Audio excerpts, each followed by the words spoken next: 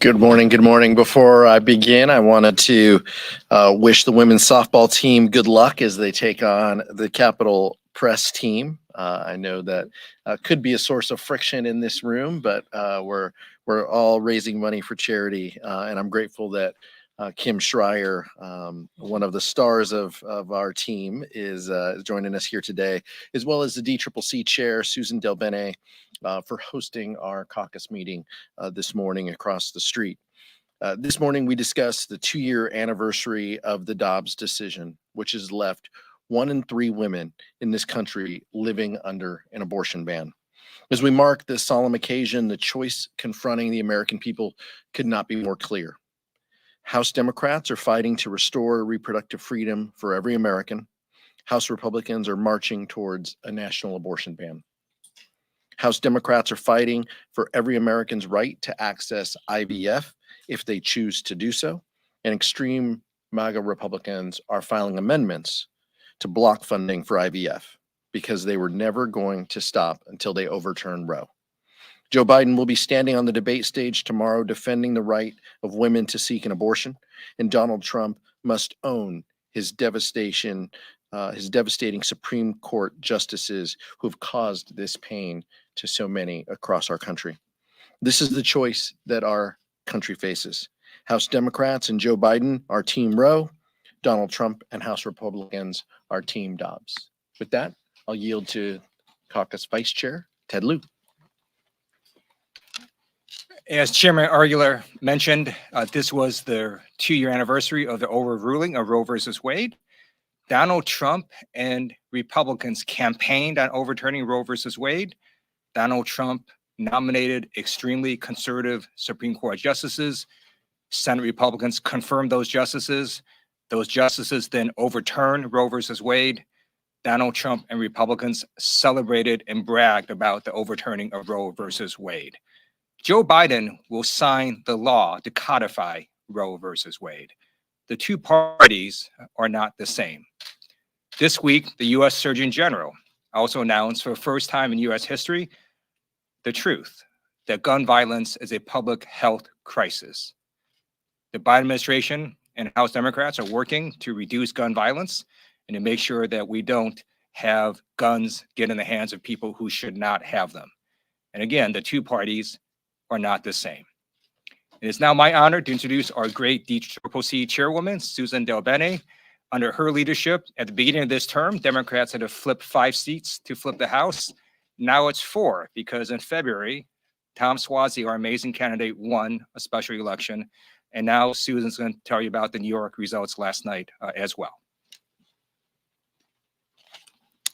Good morning, everyone. Thanks to Chair Aguilar and Vice Chair Lieu. We just finished up a great caucus meeting where folks were fired up and ready and eager to take back the House in less than 5 months. And this week, we're reminded of how high the stakes of this election are. As we all know, Monday marked the 2nd anniversary of the overturning of Roe versus Wade. Since that terrible day where American women lost a fundamental constitutional protection, 21 states have either banned abortion or severely restricted it. We've heard countless stories of women denied life-saving medical care because of these extreme state bans. Now more than ever, the public is experiencing the tragic consequences of allowing politicians to dictate what medical care women can and cannot receive. After cheerleading the overturning of Roe 2 years ago, House Republicans refused to stop their attacks on reproductive freedom. Despite all of their dysfunction and chaos, they've managed to stay united on at least one thing: a constant pursuit of passing bills and policies to chip away at abortion rights, all towards their ultimate goal of passing a national abortion ban. Their unity behind this anti-freedom agenda is a frightening reminder that there are no more moderate Republicans in the House. In fact, in South Carolina, the last 3 GOP women in the state Senate were ousted in primaries for the heresy of standing with Democrats to block a near total abortion ban in that state. They're doing all of this despite the fact that support for abortion rights is increasing across the country, with more than 60% of voters in battleground states supporting legal abortion. As support for reproductive freedom grows, it's also clear that it's increasingly becoming a deal breaker issue for many voters, meaning they would not support someone who disagreed with them on these fundamental freedoms. Knowing this, House Republicans are trying to downplay their extremism by dismissing it as a non-issue or hiding it altogether. Vulnerable House Republicans have been caught editing and deleting their extreme anti-abortion positions on their public websites. We're going to hold them accountable for that. No matter how hard they try, they won't be able to run away from their anti-abortion extremism or the role they played in overturning Roe. Whether in California or Pennsylvania and in all the purple districts in between, we will make sure that the public is reminded that the loss of reproductive freedom we suffered 2 years ago and the constant attacks against our rights is because of them. This election is about our rights, our freedom, our democracy, and our future. Come November, we'll take back the House of Representatives to get our government back to work to protect and restore reproductive freedom once and for all. And now I want to introduce my colleague right next door in the 8th Congressional District of Washington, Dr. Kim Schreier.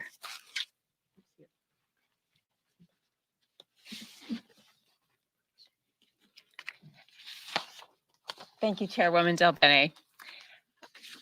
2 years ago, the Supreme Court made the disastrous decision to overturn Roe, upending 50 years of precedent and practically overnight ripping this fundamental freedom away from a third of the women in this country.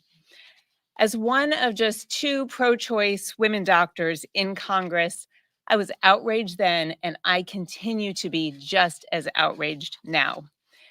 This decision goes far beyond abortion. It is about who has power over you as women, who has the authority to make very personal decisions for you, and who can control your future. Our rights are no longer safe. This particular medical decision, when and whether to become pregnant, is one that impacts every element of a woman's life and the freedom to chart the course of her life. Now, sometimes this decision has to happen later, after a woman has chosen to start a family, but something goes terribly wrong with the pregnancy. But either way, I want to emphasize this decision is hers, not the government's. We are seeing the dangerous consequences of this extreme Dobbs decision every single day. Women with miscarriages not getting the standard treatment that they need. Women forced to carry non-viable pregnancies to term. And so now we're even seeing attacks on IVF, on in vitro fertilization, which so many families rely on to have a successful pregnancy. And we're seeing attacks even on birth control. In the year 2024, this is beyond outrageous. There is no place for politics in the exam room. So bring us a Democratic majority, and we will bring a bill to the floor of the House to make Roe the law of the land and restore these fundamental freedoms for women. Thank you. I will now yield to our chairman, Pete Aguilar. Thank you so much, Dr. Schreier. Questions? Andrew?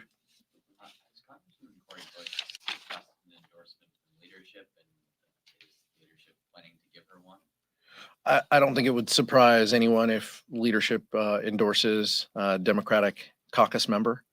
We have in the past, and we will in the future. We'll have more to say about that in the future, but I don't think that's a surprise to anybody that we're endorsing our Democratic members.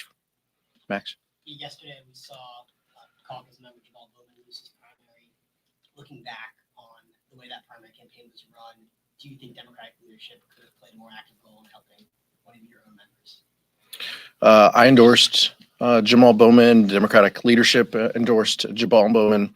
Obviously, $25 million in spend is a significant amount in a primary. Our focus as Democratic leadership is exactly what we talked about today. How do we get the Congress and the country on the right path related to Roe, related to the affordability a concern that many Americans have? The only way we do that is by having a Democratic control of the House. And we get there by having 218 votes. So that's why our focus and our efforts have been on those districts that matter to us in November. And so that'll continue to be our focus as we march toward the November elections. Our expectation is that members do their business that they need to do in their districts to secure their victory. Jamal Bowman's a dedicated public servant. I wish him the best in the future. I look forward to working with the Democratic nominee, George Latimer. Secretary Mayorkas is down at the southern border, the Tucson border, touting about the 40% drop in border arrests due to the President Biden's asylum claims process. And Republican colleagues are calling this nothing more than a dog and pony show, that he has nothing to hang his hat on. Your reaction to that, sir? I think the data is very clear. The volume of individuals claiming asylum at the southern border is down. Joe Biden has been leading on these issues. He strongly believes in securing our border while also offering pathways pathways for individuals to have work permits in the United States. Individuals like his order last week that allow individuals who have been in the country for decades the ability to have a work permit if you're married to a United States citizen. Those are things that matter to our communities. And so that balanced approach is what's needed. That's what Joe Biden has provided. And that's why you're seeing his leadership on the southern border. Anyone else? Questions? Nick? To these kinds of nasty primaries in the party, we have this Bowman's yesterday, Cori Bush's in a little more than a month. Do they make it harder to win the majority back in the fall? Every dollar that is expended to protect an incumbent member of our Congress in a Democratic +8, +10, +20 district is a dollar that can't be spent securing the majority. So in that sense, there are impacts. But I'll tell you, look, our focus is on making Hakeem Jeffries the speaker. You guys have heard me say this over and over. I've nominated Hakeem 12 times. Like, no one is more committed to making this happen. And so that's where our energy and our focus is going to be, raising the resources and helping our members to secure 218 votes for Hakeem next January. That'll continue to be the focus. Sure, go ahead.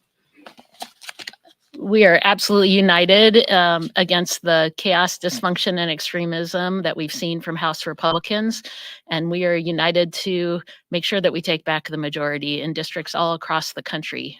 There couldn't be a stronger contrast. We have great candidates and incumbents running all across the country. And the difference between us standing up for rights and freedoms and democracy and the future of our country versus the extremism of Republicans couldn't be more clear.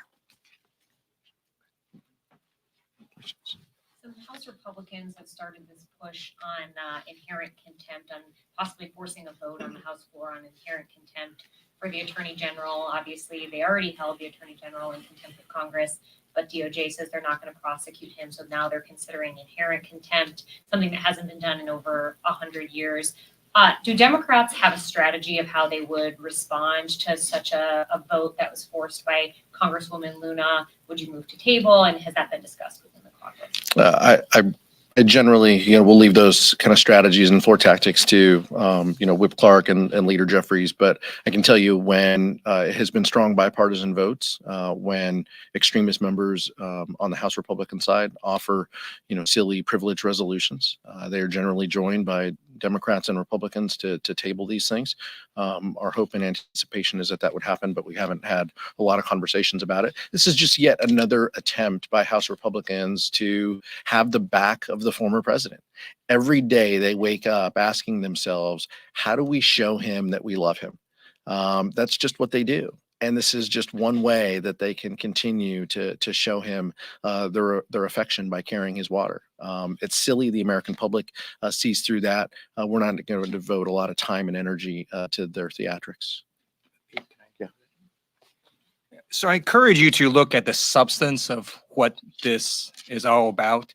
If you watch the Judiciary Committee hearing on the contempt resolution against Merrick Garland, it's very clear, no one disputes this. We have the written transcript.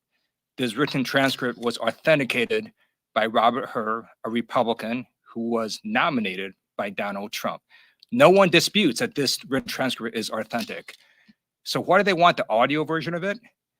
Republican Andy Biggs in Judiciary Committee said, well, we won't know if Biden said and. They want this transcript to highlight Joe Biden's stuttering. Joe Biden overcame stuttering as a child. He was bullied for stuttering, and he overcame that and became president of the United States. It is despicable and shameful that Republicans are seeking to compel this audio transcript, which is exactly the same as the written transcript, except for the stuttering, and then highlight the stuttering to American people. Republicans should be ashamed of themselves, and I hope you write about that rather than the process. One of the concrete proposals we've heard from President Trump is to come back and exempt tipped wages from taxation. Have Democrats considered what their position on that would be? Is that something that could get bipartisan support to exempt tipped wages from taxation? In these circumstances, my first instinct is to always defer to the Ways and Means member standing behind me. But broadly, look, Joe Biden is fighting for tax fairness. Joe Biden is fighting for corporations to pay their fair share, and for individuals making under $400,000, individuals and families to get a leg up.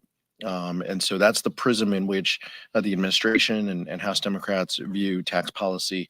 But I'll defer to Chair Del Bene. I think there are no specifics behind, like most proposals from Donald Trump, there are no specifics behind it. He's also proposed tariffs instead of taxes that would be hugely regressive and impact and raise costs for consumers all across the country. So next year will be a big tax year, but they have no policies, they have no agenda, and we've been very clear. We're focused on making sure that we have tax policy that's fair, that supports our middle class and families, and do important things that can make a difference, like expand the child tax credit. Mika. Congresswoman Bellin introduced a bill to repeal the Comstock Act, and I was just wondering if leadership has had any conversations around supporting or co-sponsoring the effort.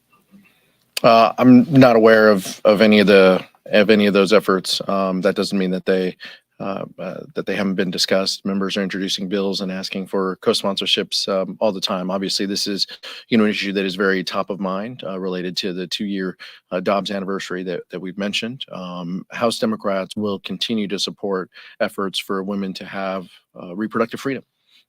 That's who we are. That's why we want to seek the majority, because we want to pass policies that further that goal. So anything that fits into that frame is worthy of consideration when we have the gavels. Last question. Anyone else? Thank you, Mr. Chairman. Last night, House Republican leadership voted to reject the official position of the January 6th committee and the Bragg committee. I want to get your thoughts, your reaction to that vote last night. That opinion that they're going to offer isn't worth the paper that it's posted on.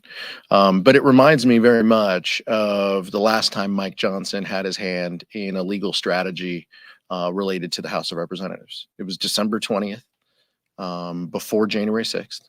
And he was the chief legal architect in a document that went to the Supreme Court that had lies and was completely terrible, and set the framework for the insurrectionists marching on the Capitol. This is a Republican Party that no longer believes in the rule of law. And Mike Johnson has proven that. on December 20th and again here. This is an opportunity for them to carry the water for Steve Bannon, to make them feel good about helping him. The January 6th committee was proven in multiple courts to be legal and lawful. That's why you see Peter Navarro behind bars in a federal penitentiary right now. It's shameful that Speaker Johnson is going down this route, but it shouldn't be a surprise to anyone. Thank you so much.